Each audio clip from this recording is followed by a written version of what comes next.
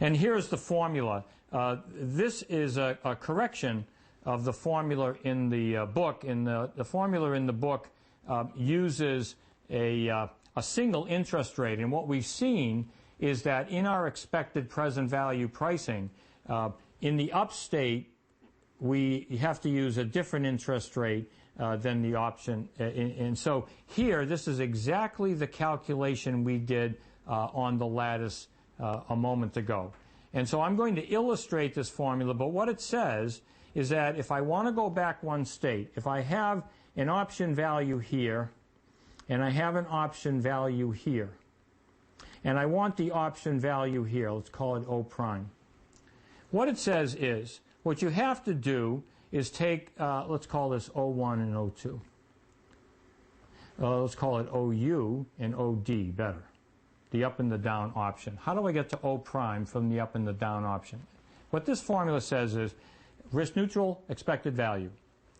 P is the probability of, this is OU, and I have to use the interest rate that prevails up here. This is the price of the bond at time t minus h that prevails in this state. This is the P in the up. This is the price of the period 0. That's what that's doing. And then here I'm using the down probability, the down price of the 0, or the down interest rate, and the down value of the option. So this calculation is identical to what we saw when we were pricing the 0. The only difference is we have option values at the expiry point instead of a $1 value for our 0 coupon bond. But notice the calculation is identical. If you compare this to my earlier example, you'll see that's all that we're doing here is taking each one of these values, bringing them back to one value, using the risk-neutral probabilities, and using the appropriate interest rates from those states. So to make this clear, if I had a, let's say I had a 3-period option again. So again, I'm going to have a 3-period. And let's say that this was an option, this was a cap, and it had a caplet. I had a caplet rate of, let's say, 3%. And this is a cap rate for the 1-year rate, the rate at time 3,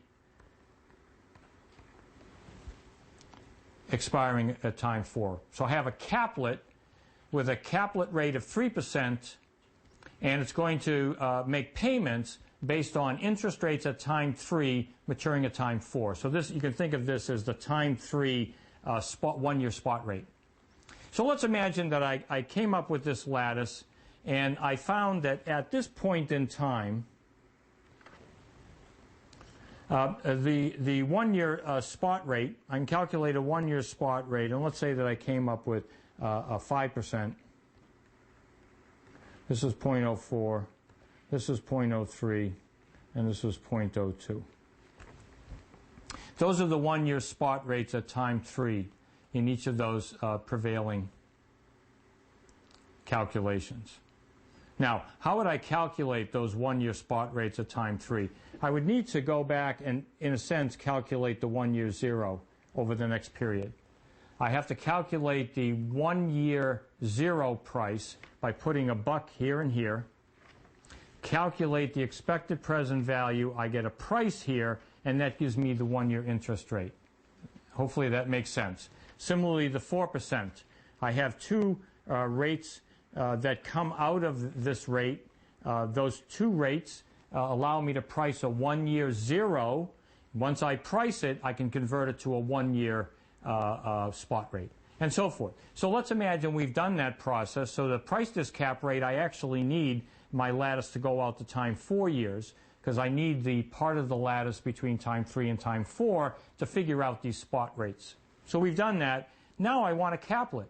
Well, the caplet is going to pay 0.02 here, 0.01 here, 0 and 0. There's the payoff profile for my caplet at time 3. In the uppermost state, I'm going to get a 2-penny payoff. In the next state, a penny, and then 0 beyond. And obviously this could be a caplet on $1 million and the units would be different, but just looking at interest rates. So now what I want to do is to go through the same procedure. I have to calculate price 1, price 2, price 3, price 4, and the procedure I'm going to use is identical to what we used before. I'm going to bring 2 and 1, so price 1 is the expected present value using the same calculation I used before of the 2-cent and the 1-cent price.